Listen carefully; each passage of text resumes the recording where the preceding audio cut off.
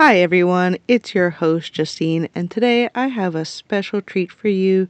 The episode you're about to listen to is an older episode from my other podcast, Loud and Proud Mamas, that I host with my good friend Laura.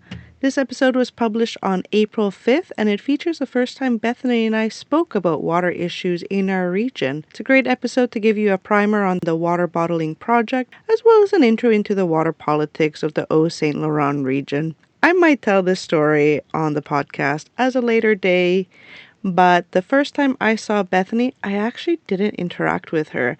I was checking the mail on a random weekend and I saw a protest in the street. It was a calm, peaceful march with signs and children, but I wasn't sure what it was about.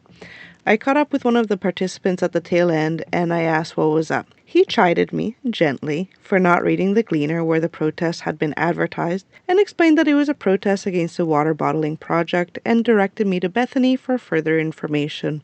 I got in touch with Bethany soon after to see if she was interested in chatting on the podcast, and sure enough, this episode is the result of that interaction. I'm very pleased to be friends with Bethany. Please enjoy this first ever episode that we recorded together.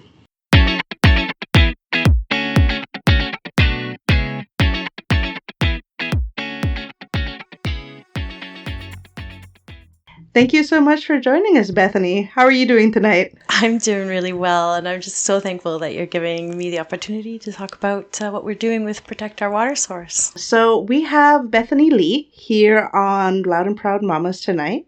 You're here representing Protect Our Water Source. Could you introduce yourself a little bit? Who are you and who are you representing here today? Right, so I'm Bethany Lee and relatively new to this area. My husband and my daughter and I, we found a place in Powers Court that we just fell in love with in 2021. So we bought it and we have been enjoying living out there in this very peaceful little hamlet of Powers Court, about 10 minutes from Huntingdon. Who am I representing? Mainly the neighbors and friends that we've come to meet through that community. And I just have to say that Powers Court is a really quiet place, but it is kind of relatively well populated. Like there are quite a few houses on that road. Even if it feels like it's this bucolic setting, there's actually quite a bit of community there. Like you're constantly seeing people passing by, walking their dog, the kind of thing where somebody will actually slow down and stop their car to say hello to you. And it's just so precious and special being somebody who's from the city. That doesn't really happen, but out here it does. And I just love that you have the peace of the countryside, but also this real sort of feeling of people have your backs and you've got their backs too.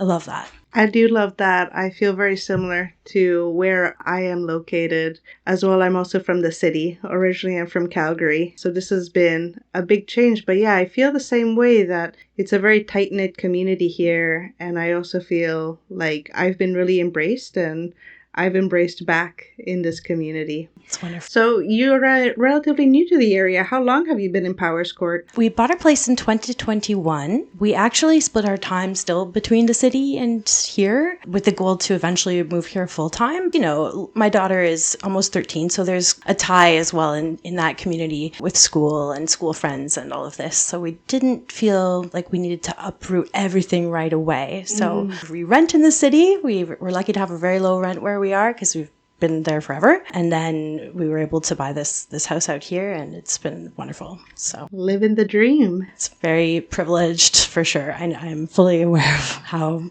very lucky to sort of have both worlds. But I have to say I do prefer this world. Me too. I've lived in Calgary, I've lived in Toronto, and I've lived in Montreal. And this town that I'm in now is my favorite place to live. So I'm glad that you really like being here in Powers Court. Could you tell me a little bit about what we would call the Southwest Quebec Chateauguay Valley? What kind of is this area for someone who's not familiar with it? You know, what's around here mostly? Right. So I think if you're driving through here, what you'll mainly notice is it's very, very agricultural.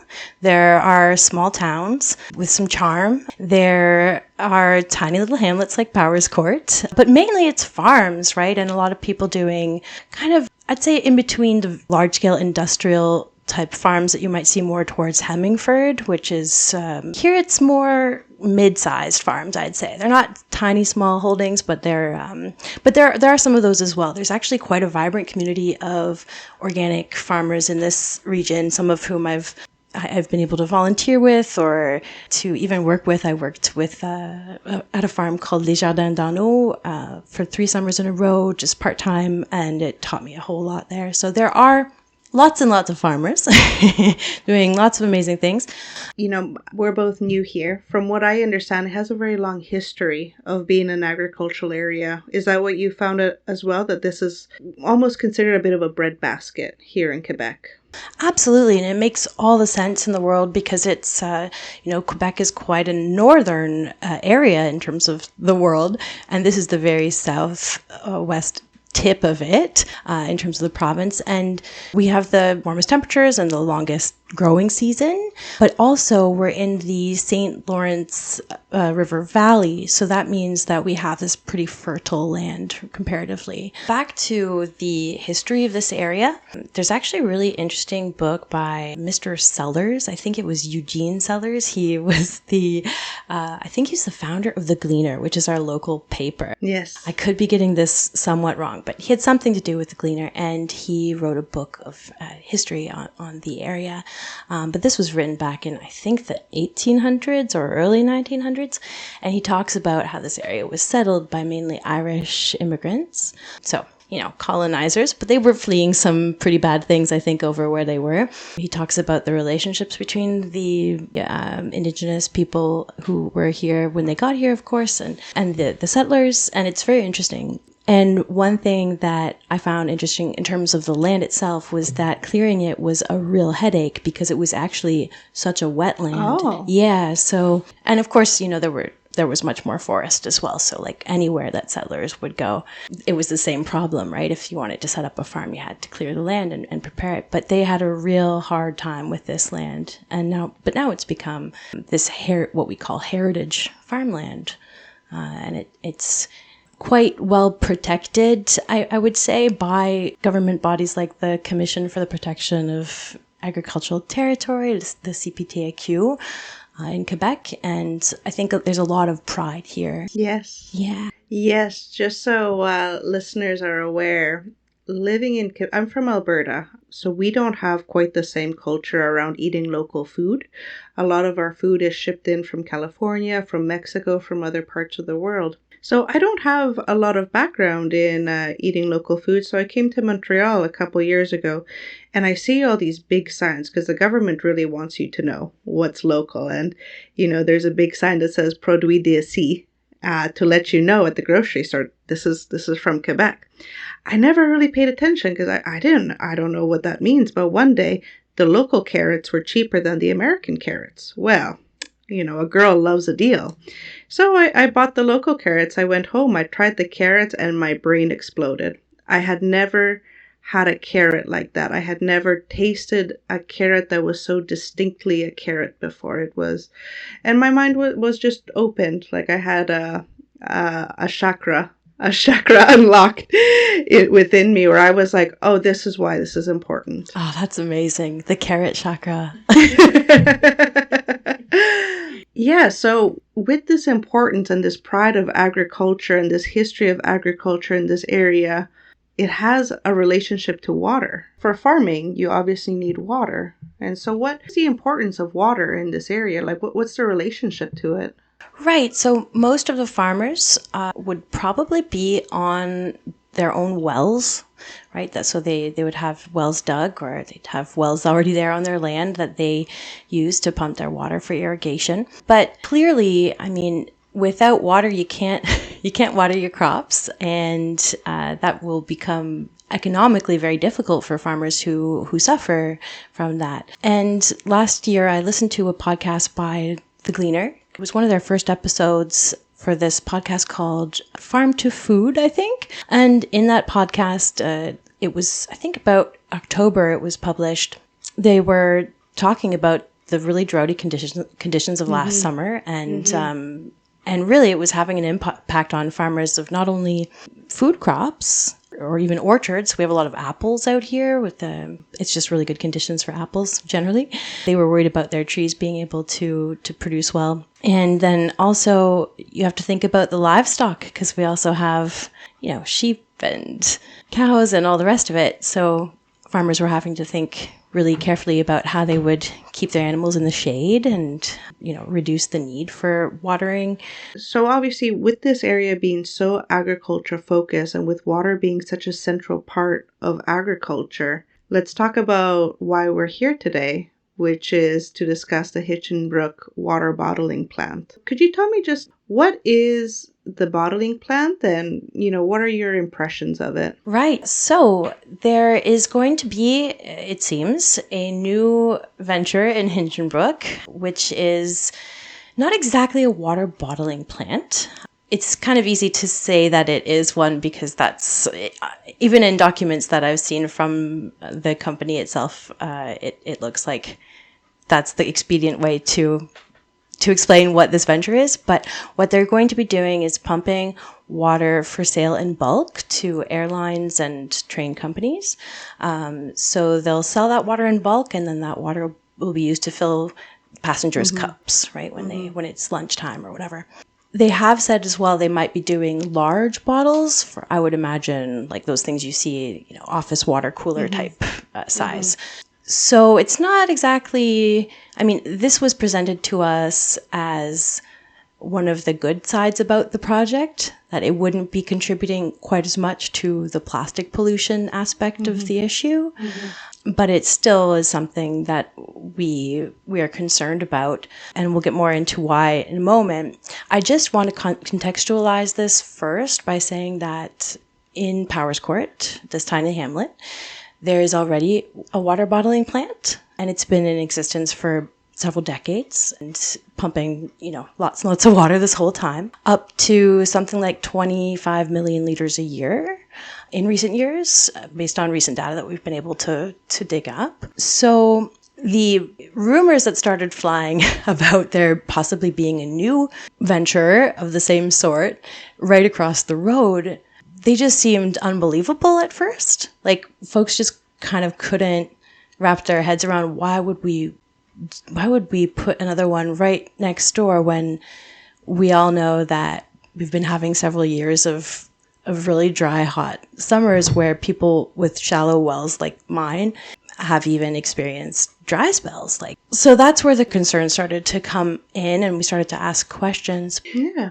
So we touched a little bit about what the concerns were, with climate change. We have more of a dry, hotter summers. Certain wells, not all of them, but certain wells are running dry. What are the risks of this project? What's concerning you about this? I'd say that what concerns us is that we don't know enough about the potential risks. And what we've been asking for is access to the studies on which this decision has been made. We are hoping that we will get access to those studies soon, and then that we, who are not hydrogeologists and are not professionals, we will be able to have those studies read over by professional hydrogeologists, maybe one or two independent of anything to do with the company, right? First, we went to the municipality and asked if they could show us any studies like this. And they said, well, no, because the permit to take water is something that's issued by the province of Quebec. So they said, look, you can do your own request for access to information. Anybody can do it. It will probably take time. It's a bureaucratic machine, right?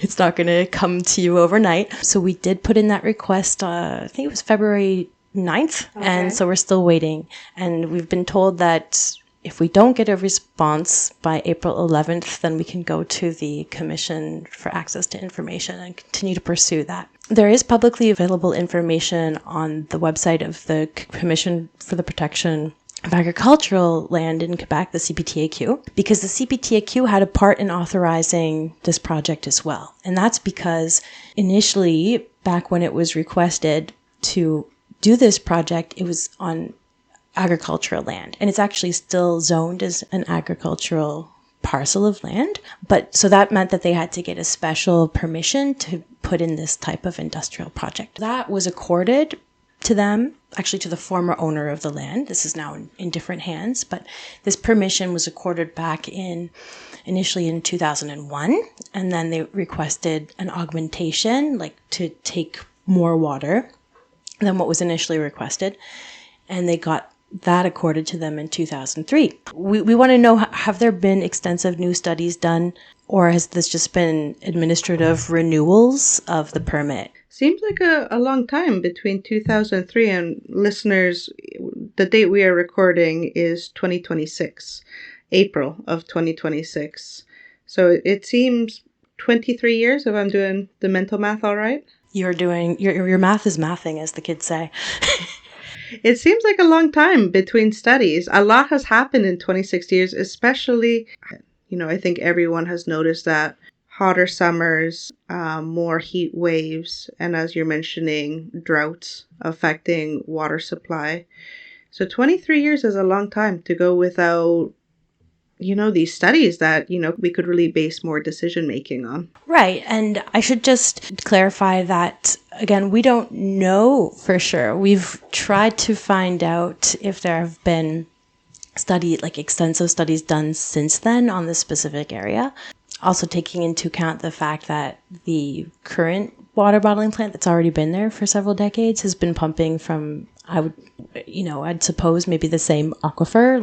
Has that been properly measured? I'm told that the Ministry of the Environment in Quebec has really strict rules and guidelines for these types of projects and that they monitor them closely. We hope that's the case. Right. We would expect it's the case, but we'd also like to have that be more transparent. That's the main concern. So again, if it's been 23 years since any proper extensive study has been done, then it's time for an update. We reached out to multiple hydrogeologists to ask them that very question. Is it normal practice for a permit to be renewed on the basis of such an old study? And they said, well, no. And here's what you would actually need for, a safe go ahead with a new project like that. So there's a whole list of things that we've put forward in a letter to the promoters of the project and requesting them to take stock of that. And they have publicly said at one of the Hinchinbrook Council meetings that they will, also in correspondences that were given to us by the municipality, that they are going to be having their own study issued by a hydrogeologist that they are hiring. So hopefully they do that. It should be at their own expense because it's their project, right? Mm-hmm. But some of the people in our group have suggested that the only real viable way of doing this would have our own, hire our own hydrogeologist to do a study. The problem with that is money, of course. Yeah, so whose expense is that? Is that a municipal expense? Is that a community-funded expense? Is that provincial? Can we get Mark Carney in on this? I feel like Mark Carney would probably say he has bigger fish to fry, but, I think that's a cost that gets bounced around infinitely until somebody just says, hell, I'm gonna do it, right? So our group, Protect Our Water Source, does not, I think, have the capacity to do fundraising, although some would say within the group that we probably should, and they've already said that. So it might be something that we look at in the future, but I'm not sure if we actually will pursue that. The municipality has said that they do not have the funds and that they don't want to pursue their own independent study. The MRC has also said that they don't want to do that for this project. Basically, I have the feeling that, and from what I understand from everything I've been told by our MRC, which is our regional governance of the various townships that make up this larger area called the Haut-Saint-Laurent, and at the municipal level as well in Hinchinbrook, that their hands are tied. Basically, they were caught off guard by this project coming in. The permit was accorded so long ago that people forgot about it, basically. It was back in 2004 that they got their provincial permit at first, after having got the CPTAQ's authorizations for 2001 and then 2003. And then people just forgot about it, and no work was done. They didn't start pumping water at all. So they've just been sitting on the permits and the land. And now it's finally come to, okay, we're going to do something, right? Under this new ownership, they're doing something. I think that means that the municipal councilors in Hinchinbrook were kind of caught off guard. Like, oh, yeah, that land is zoned with this extra allowance to do something.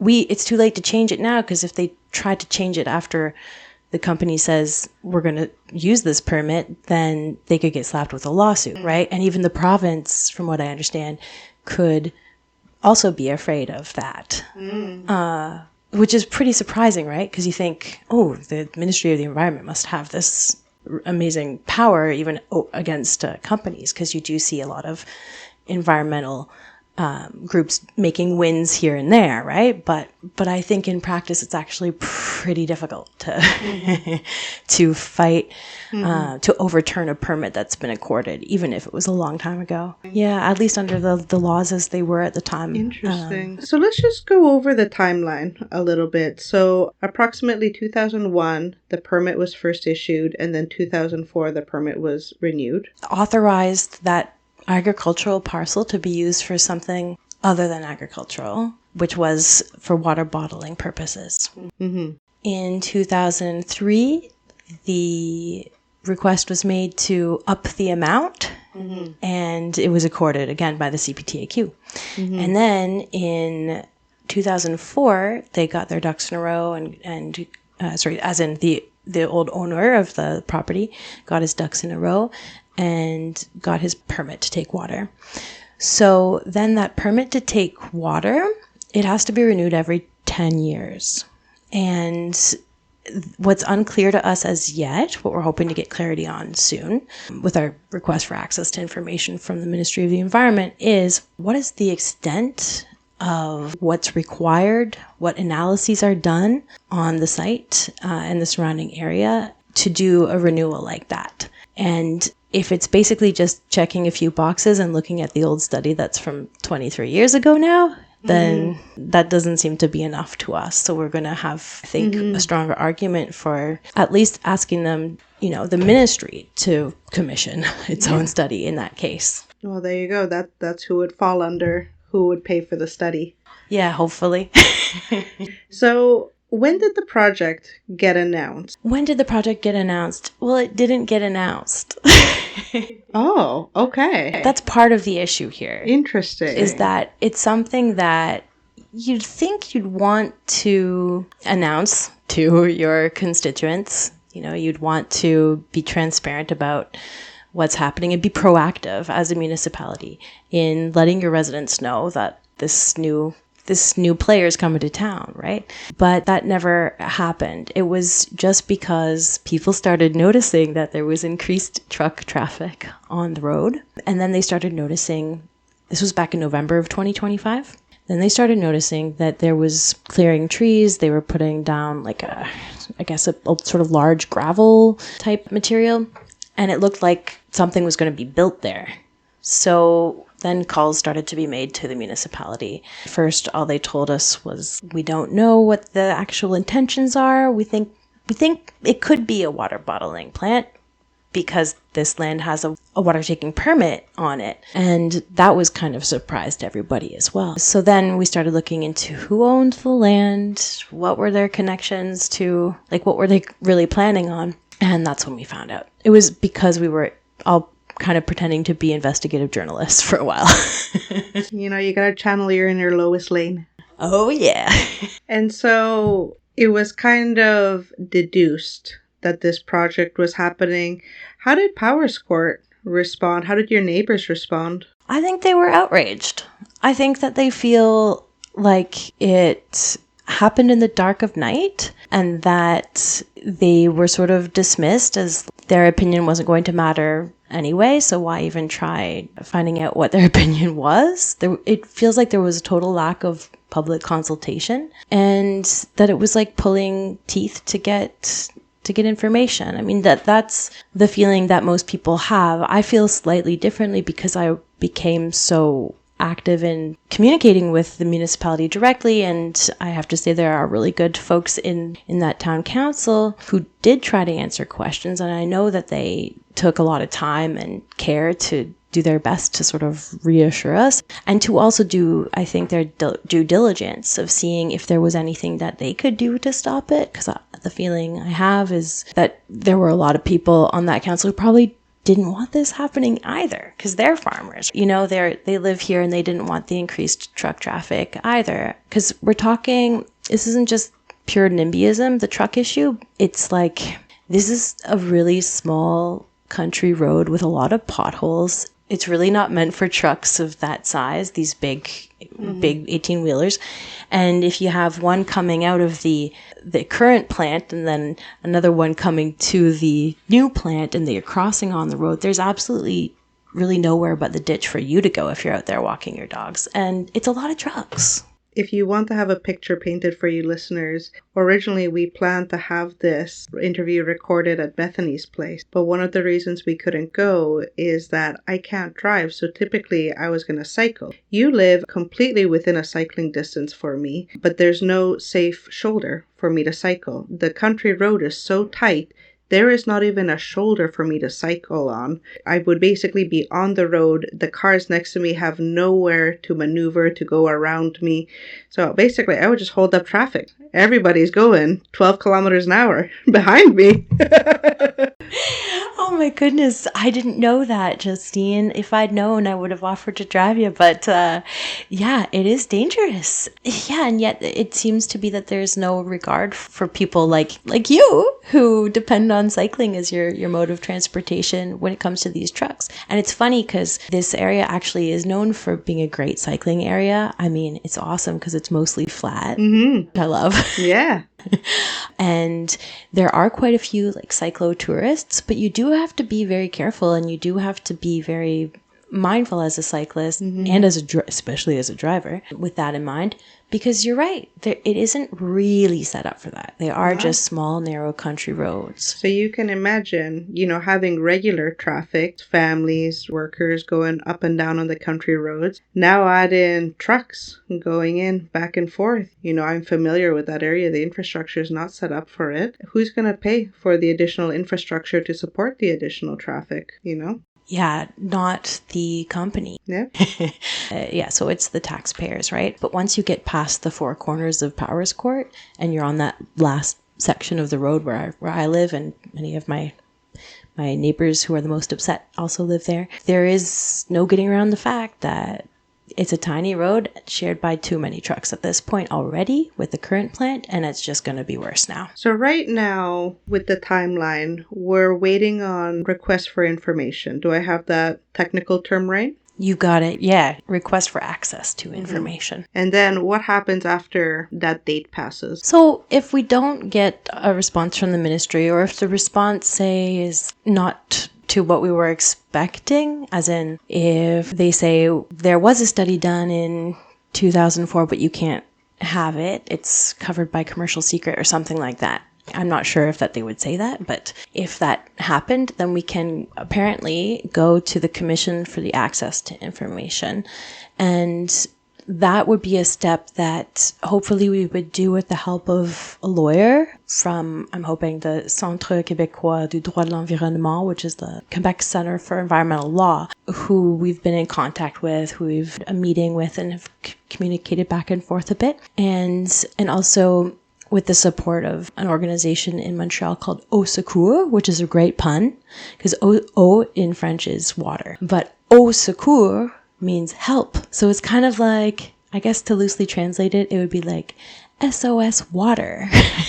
That's great. Thank you for helping out our Anglophone listeners here. Yeah, no worries. So Eau Secours is an amazing water protection group that's been in existence for several decades now, that initially formed to counter efforts in Montreal to privatize their public water systems, like how water would be managed in Montreal was going to become private at one point. So they geared up at that point in time, and they've been actually going strong ever since in protecting the idea of water for the people, not for profit, all over the globe, not just even here in Quebec. So they help us out with advice and such, but really they sort of foster our ability as a smaller local group to fight our own fight. I love that. Yeah, they're amazing. Talked about water for the people. And so I want to kind of focus on that because what you're talking about, PowerScored is a community of people. The water is for the people. And I want to talk about, what does water for the people mean? Well, I think that it's important to note that under Quebec law, water is enshrined as what's called a common good. It belongs to no one, but also everyone.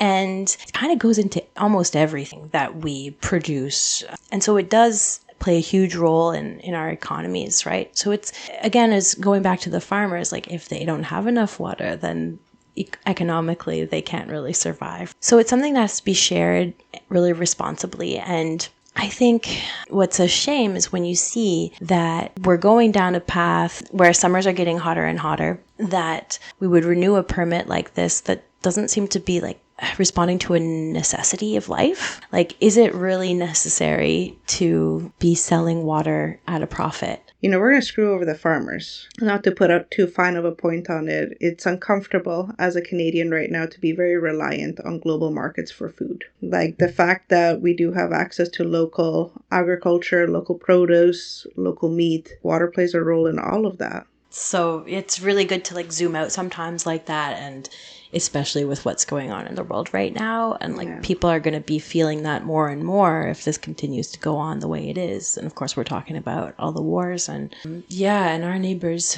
to the south. But in terms of people over profit, it's the age-old fight, right? In terms of this little tiny version of that age-old fight, like the promoters of this water bottling company are saying, well, we're going to be taking from an aquifer that's 70 meters deep. It's deeper than all of the farmers' wells around it. They're more in the surface.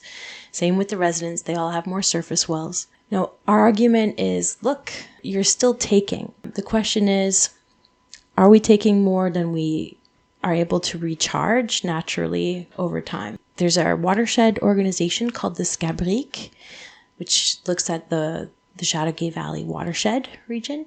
Basically, the government of Quebec, it looks at managing its water via these watershed organizations that it creates. Every 10 years, these watershed organizations have to come up with what they call a water master plan. And in the most recent one from our particular watershed organization, for 2024 to 2034, they talk about one of the biggest concerns being an overconsumption of groundwater. That we're already in a state where we're consuming more than is naturally recharged. So in that context, at the watershed level, which I'll concede that's a very large area with, it's not only the Haut-Saint-Laurent, so all these townships that make up our regional area, but also a few other ones going up towards Montreal. So it's a large area, but at that level, we're experiencing problems already. We have areas where we have to have water trucked in for a variety of different reasons. Like, why are we permitting something that's not necessary for life in that context? Even if in our little neck of the woods in Powers Court, there's an abundance of this deep, deep spring water, and it's actually not being used right now because all of the surrounding wells are more shallow. Well, if we keep experiencing all this drought and those shallow wells start drying up, then it would be nice to be able to count on what's deeper there for the future. And let's talk about the future. The podcast is called Loud and Proud Mamas. I'm a recent mama, 15 months old. You've told me you have a kiddo as well? I do. She's almost 13. So she's starting to get big then? Yeah, she's actually slightly taller than I am now. Yeah. I remember the day that I realized I was taller than my mom. I never got taller than my dad, but it mattered to me that I was taller than my mom. How did that feel? It felt like such an achievement, but I can't really explain what I had achieved. Like, it wasn't like a skill that I worked on. It wasn't a test that I studied for. It was just one day I realized I had grown taller than my mother, and I was just so pleased. That's really beautiful. So we're both mamas. I think we always think about what the future is like for our kids. We want to set them up for the best life possible. Part of that future includes water. We don't want to leave them in a world that has a water scarcity. It's something I worry about. What resources are going to be more challenging to get for my son in the future? That is such a deep part of why I got involved in doing this stuff. It's something that does kind of keep me up at night too, thinking about the future of our planet. I think that in Quebec here, we definitely are in a very good position in terms of having quite a lot of the world's fresh water that's accessible here. But that is not a reason to fritter it away. It's actually a reason to really preserve it. And not just for us, but for others as well, right? Yeah. I'm not talking about greedily sitting on a hoard of excellent water like some dragon guarding its gold. I'm talking about being really responsible stewards and leading the way for the world. Because look, the reason why we have a water scarcity issue isn't because there's less water in the world than there used to be. There's still the same amount as the beginning of time of this planet. It's always the same amount of water. 100%, it hasn't changed. It's about what's accessible, what's, quality, and it's about keeping the water that we have in our watershed and not letting it be taken out of that watershed and distributed elsewhere. And there are governments around the world that have done a really poor job of taking care of their water resources, like in Chile. It's really interesting when the president of Chile, I think it was in the 80s or 90s, decided to basically make water a financial commodity.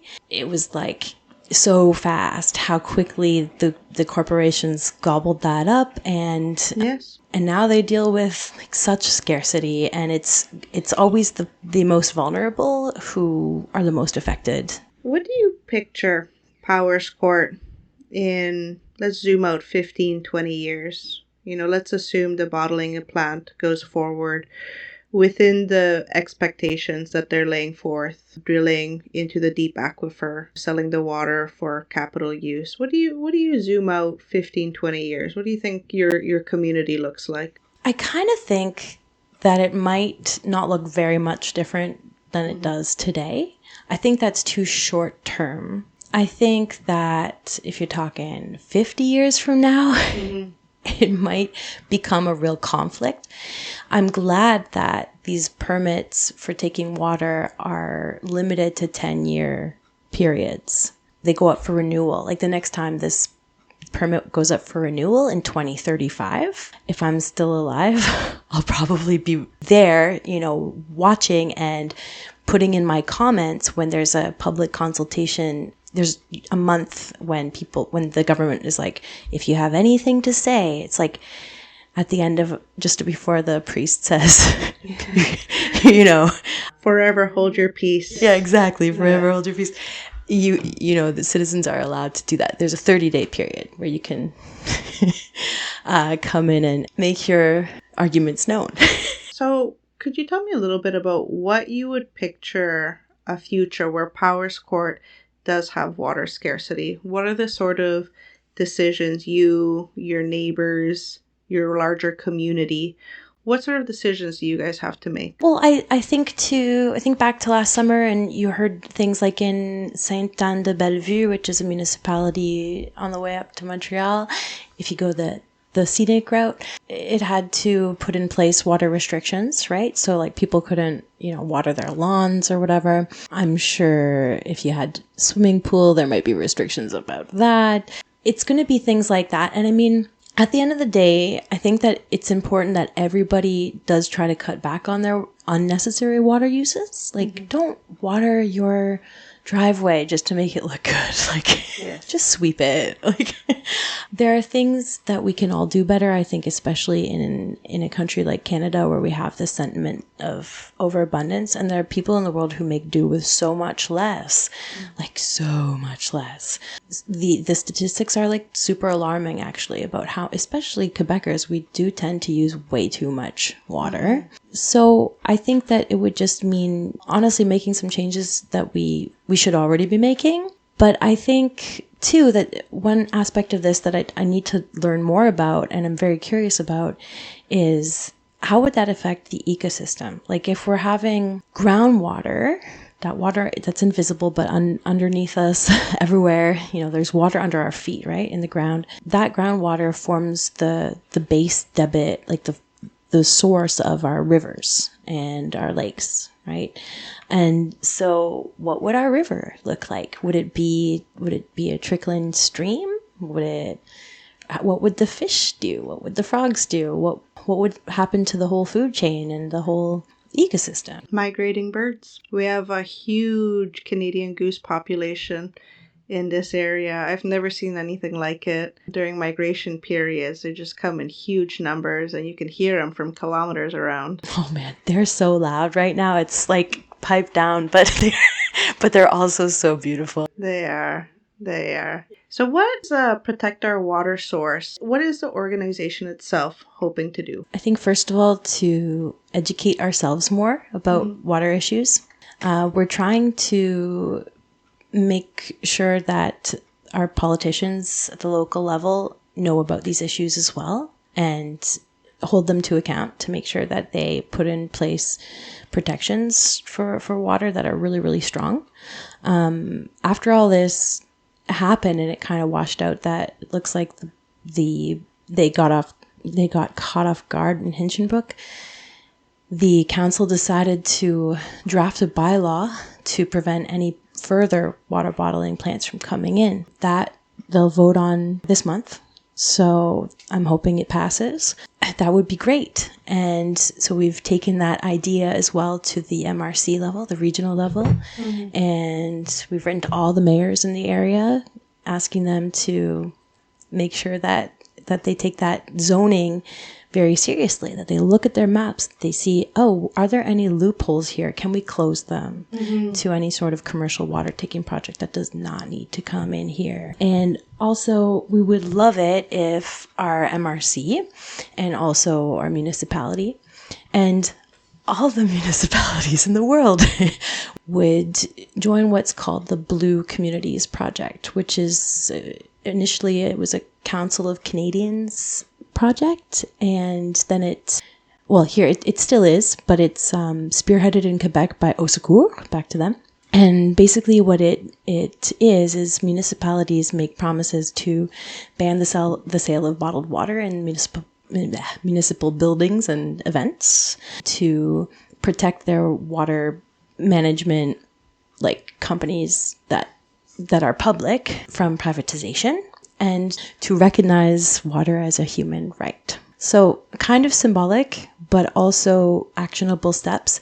And when you think about it, like banning the sale of bottled water, it means that the municipality has to provide other ways of getting water to folks, which will encourage better practices, like water fountains. And a lot of people don't know is like, your bottled water is actually so much more likely to be contaminated by like the microplastics and all this stuff than the water you get out of the tap. It's such a false conception that like bottled water is superior. It's just branding and you're paying so much more for it. It's a scam.